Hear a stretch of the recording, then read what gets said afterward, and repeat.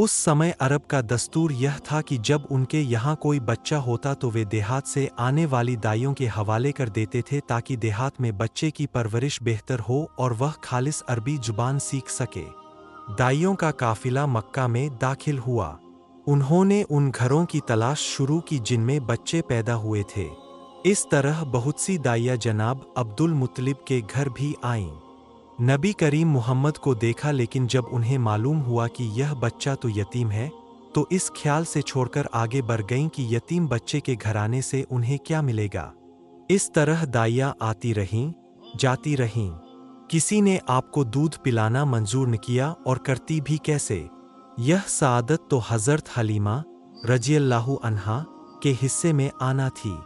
जब हलीमा रज़ियल्लाहु अन्हा मक्का पहुंची तो उन्हें मालूम हुआ सब औरतों को कोई न कोई बच्चा मिल गया है, और अब सिर्फ वही बिना बच्चे के रह गई है, और अब कोई बच्चा बाकी नहीं बचा। हाँ, एक यतीम बच्चा ज़रूर बाकी है जिसे दूसरी औरतें छोड़ गई है। हलीमा सादिया रज़ियल्लाहु अन्हा ने अपने शौहर अब्दुल्लाह इब्न हारिस से कहा, खुदा की कसम, मुझे यह बात बहुत नागवार गुजर रही है कि मैं बच्चे के बिना जाऊं और दूसरी सब औरतें बच्चे लेकर जाए, यह मुझे ताने देंगी। इसलिए क्यों न हम इसी यतीम बच्चे को ले लें। अब्दुल्लाह बिन हारिस बोले, कोई हरज नहीं, हो सकता है अल्लाह इसी बच्चे के जरिए हमें खैर व बरकत अता फरमा दे। चुनाचे हज़रत हलीमा सादिया रज़ियल्लाहु अन्हा अब्दुल मुत्तलिब के घर गईं। जनाब अब्दुल मुत्तलिब और हज़रत आमिना ने उन्हें खुश आमदीद कहा। फिर आमिना उन्हें बच्चे के पास ले आईं। आप उस वक्त एक ऊनी चादर में लिपटे हुए थे। वह चादर सफ़ेद रंग की थी। आपके नीचे एक हरे रंग का रेशमी कपड़ा था। आप सीधे लेटे हुए थे। आपके सांस की आवाज़ के साथ मुश्क जैसी खुशबू फैल रही थी। हलीमा सादिया रज़ियल्लाहु अन्हा आपके हुस्न व जमाल को देखकर हैरान रह गईं। आप उस वक्त सोए हुए थे। उन्होंने जगाना मुनासिब न समझा, लेकिन जैसे ही उन्होंने प्यार से अपना हाथ आपके सीने पर रखा, आप मुस्कुरा दिए और आंखें खोलकर उनकी तरफ देखने लगे।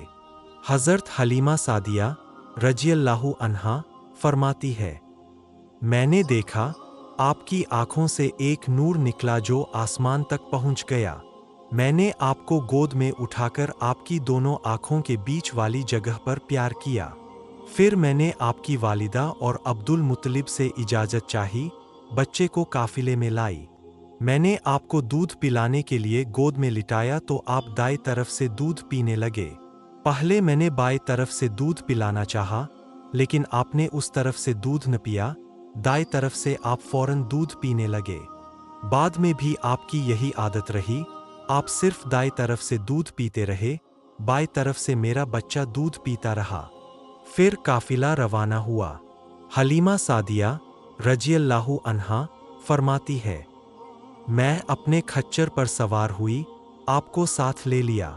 अब जो हमारा खच्चर चला तो इस कदर तेज चला कि उसने पूरे काफिले की सवारियों को पीछे छोड़ दिया। पहले वह मरील होने की वजह से सबसे पीछे रहता था।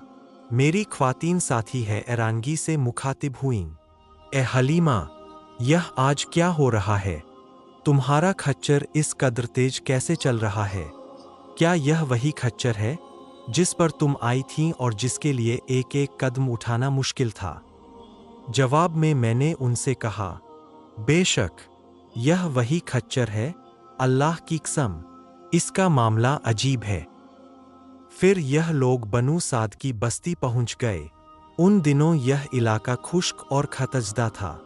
हलीमा सादिया रज़ियल्लाहु अन्हा फरमाती है, उस शाम जब हमारी बकरियां चरकर वापस आईं तो उनके थन दूध से भरे थे, जबकि इससे पहले ऐसा नहीं था। उनमें से दूध बहुत कम और बहुत मुश्किल से निकलता था। हमने उस दिन अपनी बकरियों का दूध दुहा तो हमारे सारे बर्तन भर गए और हमने जान लिया कि यह सारी बरकत इस बच्चे की वजह से है।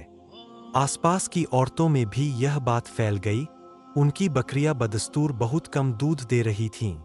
गर्ज हमारे घर में हर तरफ हर चीज में बरकत नजर आने लगी। दूसरे लोग तज्जुब में रहे। इस तरह 2 माह गुजर गए। 2 माह ही में आप चलने फिरने लगे आप 8 माह के हुए तो बातें करने लगे और आपकी बातें समझ में आती थीं।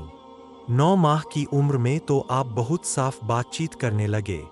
इस दौरान आपकी बहुत सी बरकतें देखने में आईं। हलीमा सादिया फरमाती है, जब मैं आपको अपने घर लाई तो बनु साद का कोई घराना ऐसा न था जिससे मुश्क की खुशबू न आती हो।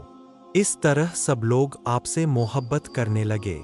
जब हमने आपका दूध छुड़ाया तो आपकी जुबान मुबारक से यह अल्फाज निकले, अल्लाहु अकबर कबीरा, वल्हम्दुलिल्लाहि कसीरा, वसुब्हानल्लाहि बुकरतो व असीला।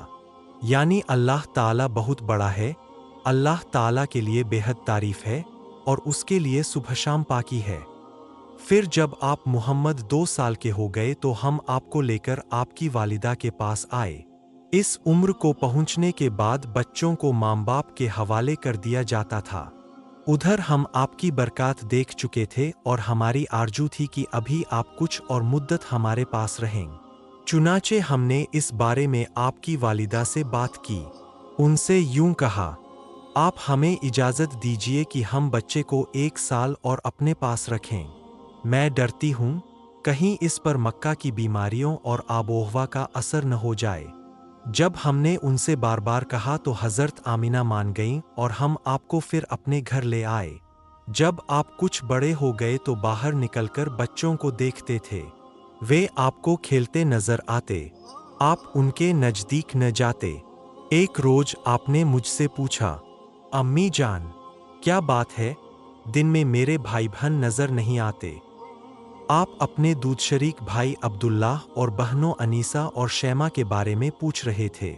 हलीमा रज़ियल्लाहु अन्हा फरमाती है, मैंने आपको बताया वे सुबह सवेरे बकरियां चराने जाते हैं, शाम के बाद घर आते हैं। यह जानकर आपने फरमाया, तो मुझे भी उनके साथ भेज दिया करें। इसके बाद आप अपने भाई बहनों के साथ जाने लगे। आप खुश खुश जाते और वापस आते। ऐसे में एक दिन मेरे बच्चे खौफजदा अंदाज में दौड़ते हुए आए और घबराकर बोले, अम्मी जान, जल्दी चलिए वरना भाई मोहम्मद खत्म हो जाएंगे। यह सुनकर हमारे तो होश उड़ गए। दौड़कर वहां पहुंचे, हमने आपको देखा, आप खड़े हुए थे, रंग उड़ा हुआ था, चेहरे पर जर्दी छाई हुई थी और यह इसलिए नहीं था कि आपका सीना चाक किए जाने से कोई तकलीफ हुई थी बल्कि उन फरिश्तों को देखकर आपकी हालत हुई थी। हलीमा सादिया रज़ियल्लाहु अन्हा फरमाती है, हमने आपसे पूछा, क्या हुआ था? आपने बताया, मेरे पास 2 आदमी आए थे। वे सफ़ेद कपड़े पहने हुए थे। वो दोनों हज़रत जिब्राइल और हज़रत मीकाइल अलैहिमुस्सलाम थे। उनमें से एक ने कहा, क्या यही है? दूसरे ने जवाब दिया, हाँ यही है। फिर वे दोनों मेरे करीब आए, मुझे पकड़ा और लिटा दिया। उसके बाद उन्होंने मेरा पेट चाक किया और उसमें से कोई चीज तलाश करने लगे। आखिर उन्हें वह चीज मिल गई और उन्होंने उसे बाहर निकालकर फेंक दिया। मैं नहीं जानता वह क्या चीज थी। उस चीज के बारे में दूसरी रिवायतों में यह वजाहत मिलती है कि वह सियाह रंग का एक दाना सा था। यह इंसान के जिस्म में शैतान का घर होता है और शैतान इंसान के बदन में यहीं से असरात डालता है। हलीमा सादिया रज़ियल्लाहु अन्हा फरमाती है, फिर हम आपको घर ले आए। उस वक्त मेरे शौहर अब्दुल्लाह बिन हारिस ने मुझसे कहा, हलीमा, मुझे डर है कहीं इस बच्चे को कोई नुकसान न पहुंच जाए, इसलिए इसे इसके घर वालों के पास पहुंचा दो। मैंने कहा, ठीक है। फिर हम आपको लेकर मक्का की तरफ रवाना हुए। जब मैं मक्का के बालाई इलाके में पहुंची तो आप अचानक गायब हो गए। मैं हवास बाख्ता हो गई। अल्हम्दुलिल्लाह, आज की कहानी यही पूरी होती है। हमें उम्मीद है कि आपको इससे सीख और हौसला मिला होगा। दुआ है कि अल्लाह हमें अपने नबी की सीरत पर चलने की तौफीक दे और कहानियाँ देखने के लिए हमारे चैनल को सब्सक्राइब करें। वीडियो को लाइक और शेयर करना न भूलें। जज़ाकल्लाह खैर।